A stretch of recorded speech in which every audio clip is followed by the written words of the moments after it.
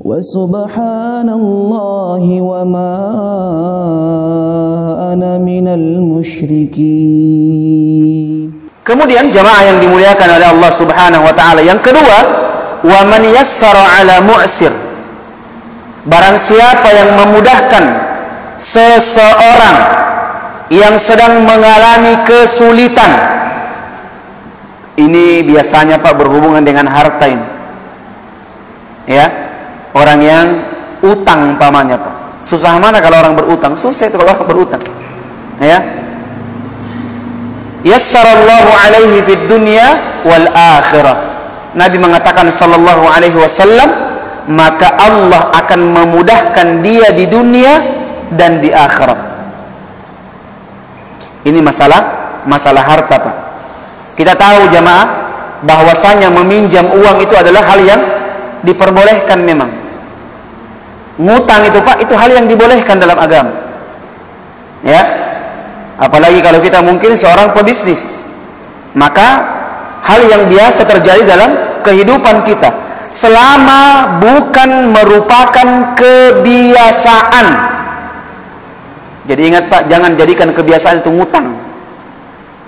Ya, kalau mungkin kadang-kadang kita mengutang gak ada masalah, tapi kalau dijadikan kebiasaan, nah kan biasanya begitu Pak, dijadikan kebiasaan semua serba utang. Dari sepatunya, bajunya, celananya, kendaraannya, rumahnya, makanannya. Na'udzubillahi min dzalik.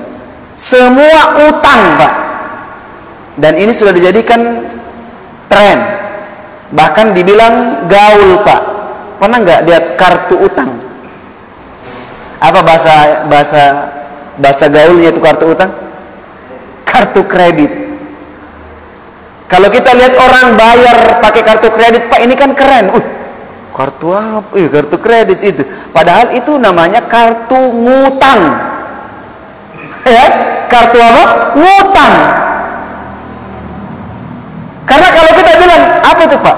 Kartu utang. Pak kasir siri. Nah, tapi kalau kita bilang kartu kredit, itu lebih terhormat, Pak. Makanya ini semua permainan kata-kata saja. Sama dengan bunga, dengan riba. Bukan riba Ustaz, apa? Bunga. Bukan pezina Ustaz, apa? Pekerja seks komersial. Naudzubillah. Bukan calabai, calabai. Bencong, tapi apa? LGBT. Naudzubillah. Lihat. Ini semua bahasa-bahasa, kalimat-kalimat yang ingin menjadi tameng untuk menghalalkan sesuatu yang haram. Tapi para ulama menyebutkan al-ismu man lam yataghayyar bil haqiqah. Nama itu tidak merubah hakikat. Kalau hakikatnya haram, apapun namanya haram dia. Ya, jamaah yang dimuliakan oleh Allah Subhanahu wa taala. Ingat jamaah, Nabi itu sering-sering berlindung dari utang. Nabi itu sering berlindung dari utang, Pak. Ya. Apa kata Nabi sallallahu alaihi wasallam? Nabi pernah berdoa, Allahumma inni a'udzubika min azabil qabr. Ini doa sebelum salam. Wa a'udzubika min fitnatil masiihid dajjal. Yang kedua, wa a'udzubika min fitnatil mahya wal mamat. Allahumma inni a'udzubika minal ma'tham wal maghram. Ya Allah, yang pertama, aku berlindung kepada Engkau dari azab kubur. Azab apa? Azab kubur. Ada enggak azab kubur, Pak? Di dalam kubur itu, Pak, dua kemungkinan, mendapatkan nikmat atau mendapatkan azab. Itu namanya fitnah kubur. Yang kedua, aku berlindung kepada Engkau ya Allah dari fitnah Al-Masih Ad-Dajjal.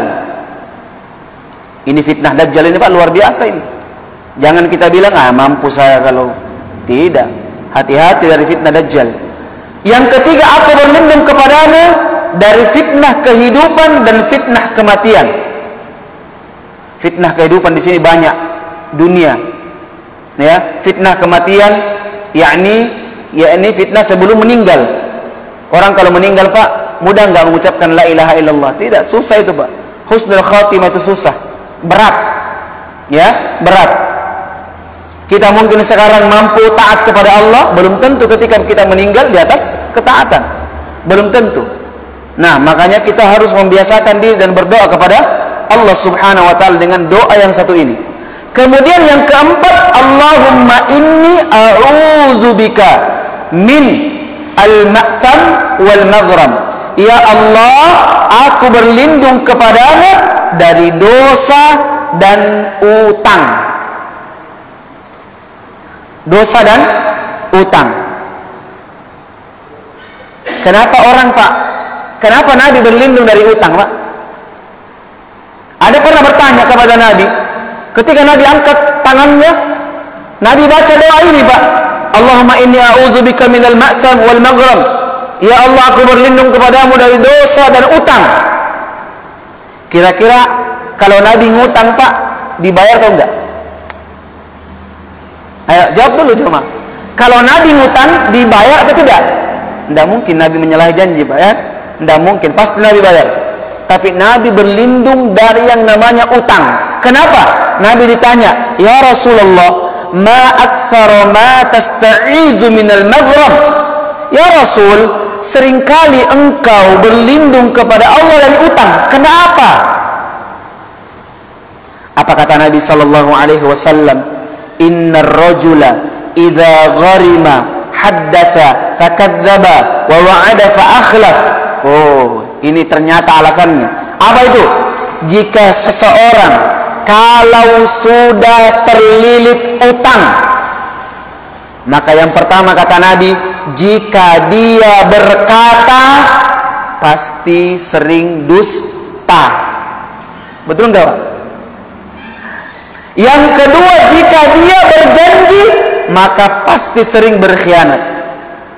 Orang kalau banyak utang Pak, woi, lihat begitu. Apa yang biasa dia bilang pas sama anaknya? Nah, kalau ada yang cari bapak, mama bilang tidak ada. Ya enggak Pak? Sering enggak begini Pak? Ada datang rentenir rempamanya, bilang tidak ada mama.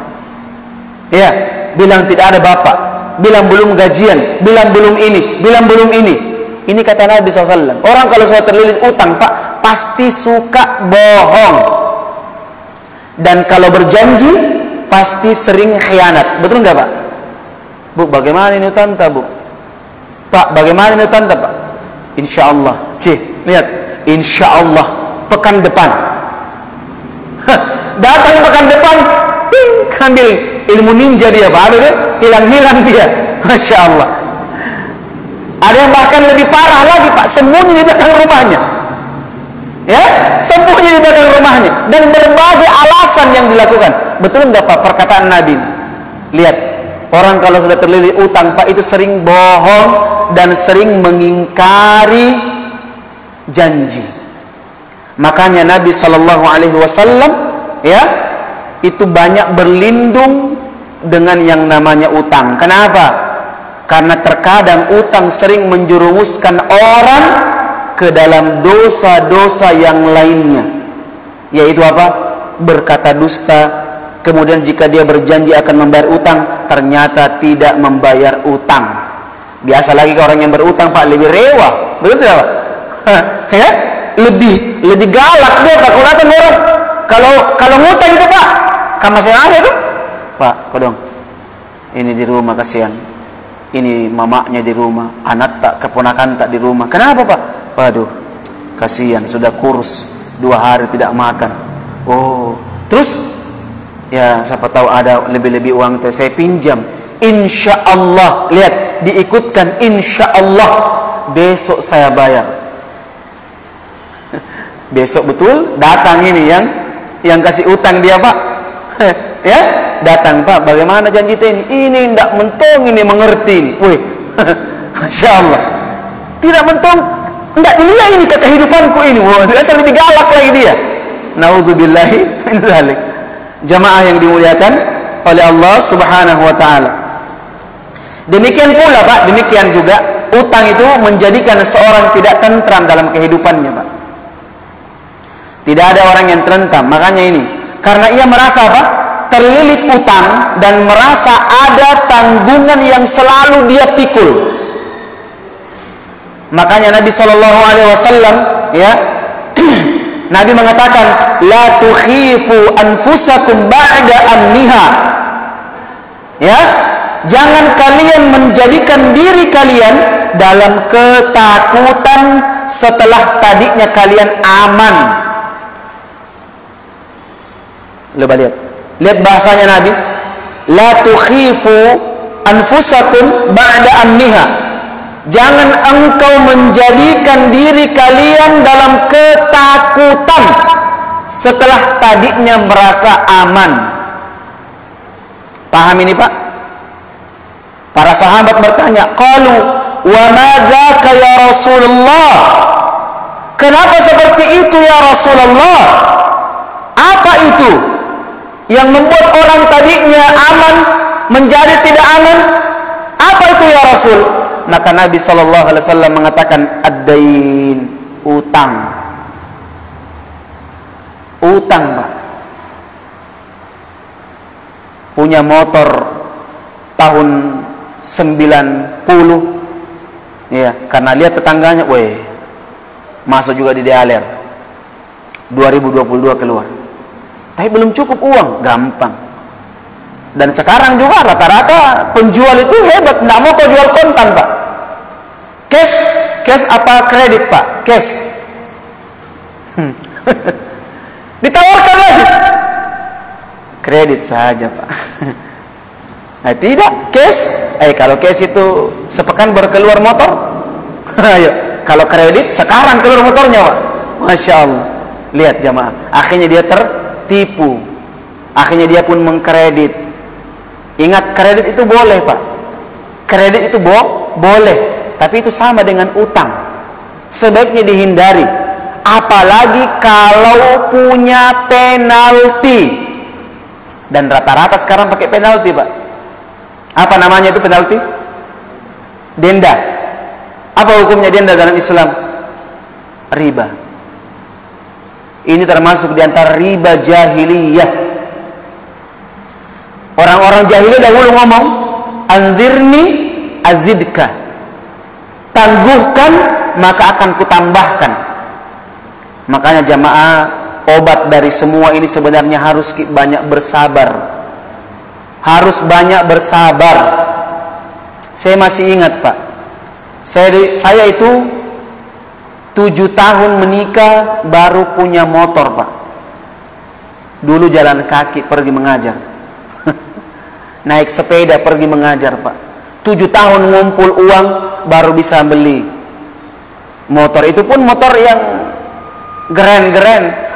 Masya Allah, yang harga 5 juta. Gak ada masalah, jalan kaki lebih terhormat daripada pakai kendaraan, ya, daripada pakai kendaraan tapi ngutang. Lebih terhormat jalan kaki, gak ada masalah, ya. Kita ngumpul uang per hari begini dan seterusnya sampai 10 tahun baru terkumpul 15 juta beli motor, ya. Ini tidak, belum selesai satu, cicil lagi yang lain. Kan dilihat tetangganya, wow, jangan mau dikalah. Akhirnya cicil dan seterusnya, semua cicil Pak. Akhirnya apa?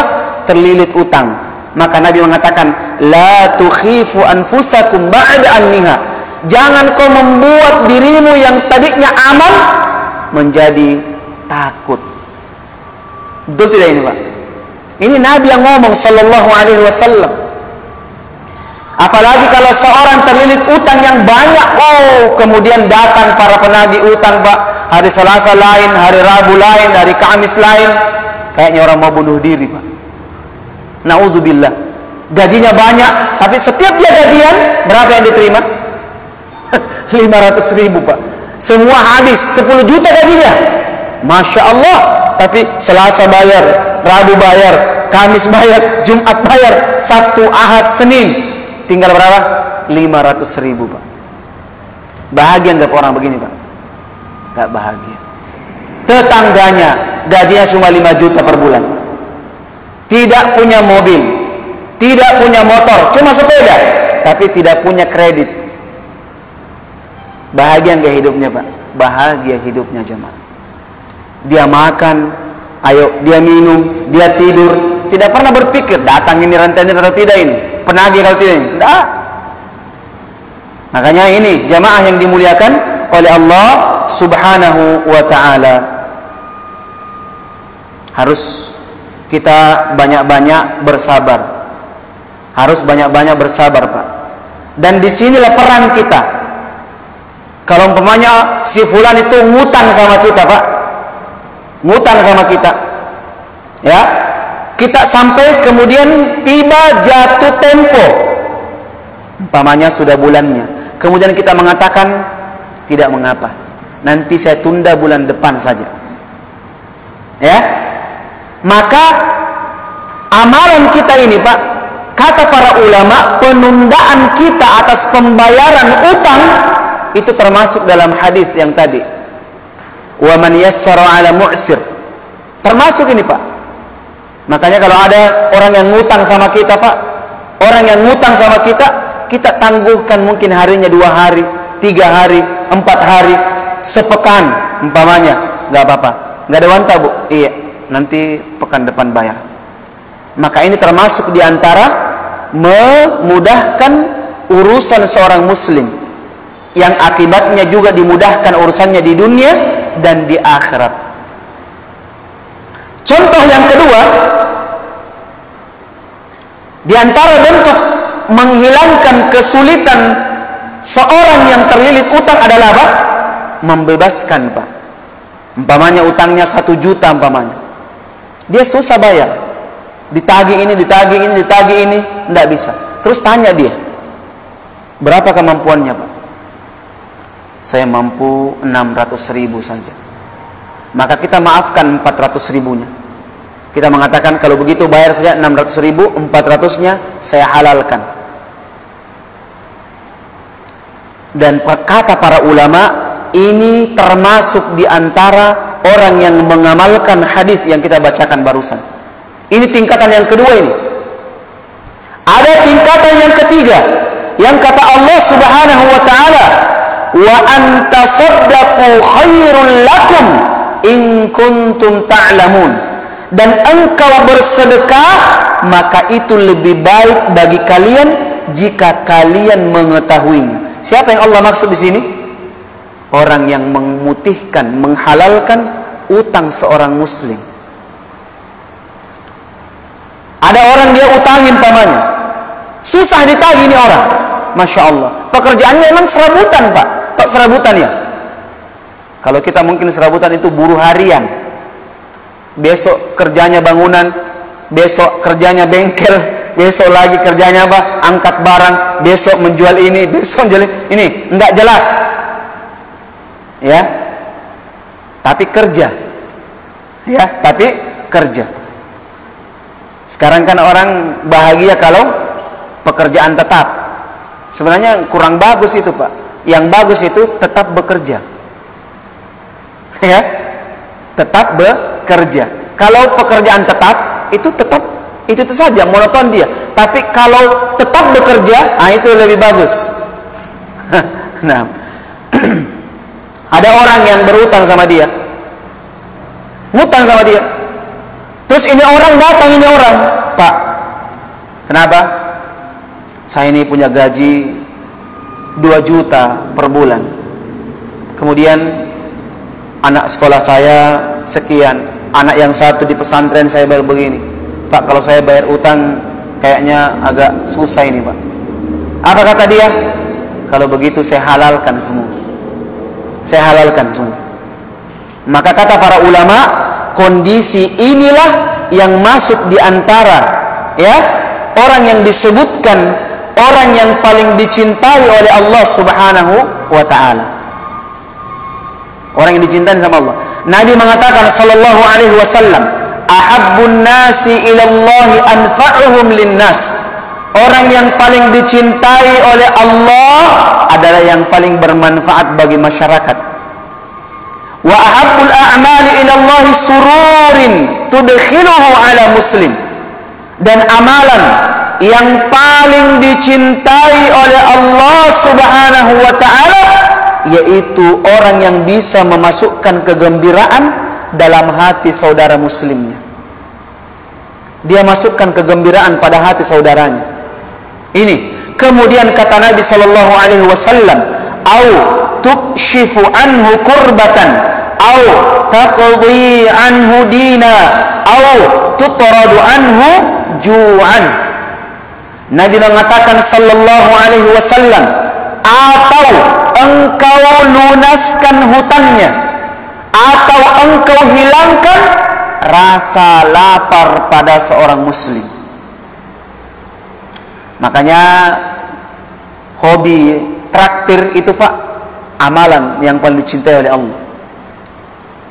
Kita tahu mungkin dia seorang muslim yang hidupnya miskin Pak, tapi dia soleh, maka enggak ada salahnya Pak. Ya, siang-siang mungkin kita ketemu sholat zuhur di masjid umpamanya, habis sholat sunnah mungkin setelah kita sholat, kita tanya dia, mau kemana Pak? Ya, saya mau pulang ke rumah. Buru-buru atau tidak? Iya, tidak buru-buru. Kenapa Pak? Ayo pergi makan siang. Kasih makan siang dia. Berapa sih uang yang dikeluarkan Pak? Beli coto umpamanya. Coto berapa? 20.000. Iya. Apalagi kalau gratis ketupat. Traktir. Makan ketupat seenaknya. Masya Allah. Dia makan 9 umpamanya ketupat. Bisa ya 9 Pak ya?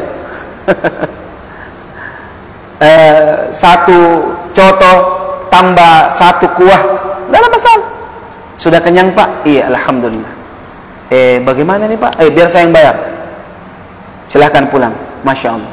Dia pulang dengan perasaan kenyang Pak. Ingat jamaah, ini amalan yang paling dicintai oleh Allah Subhanahu Wa Taala. Amalan yang paling dicintai.